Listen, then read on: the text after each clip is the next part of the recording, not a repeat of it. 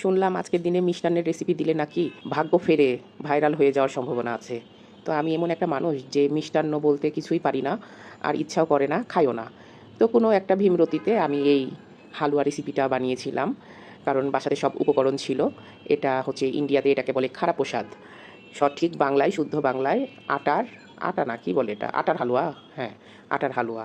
তো এই তো এটার হচ্ছে চিনি, আটা, ঘি, বাদাম সব 1 কাপ করে নেবেন। পানি দিতে হবে 1.5 কাপ।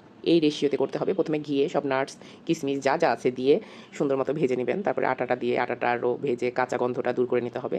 তারপরে চিনি, পানি দিয়ে এভাবে নাড়তে থাকবেন, নাড়তে থাকবেন, নাড়তেই থাকবেন, নাড়তে থাকবেন, নাড়তে নাড়তে যখন হাত ব্যথা হয়ে যাবে তাও নাড়তে থাকবেন, তাও নাড়তে থাকবেন, দিয়ে নাড়তে নাড়তে দেখবেন যে এইরকম একটা পর্যায়ে আসবে। মনে হবে যে এই তো বোধহয় হয়ে গেছে, কিন্তু না, এখনো হয়নি।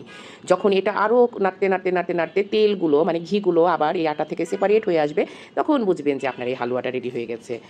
এই তো পুরো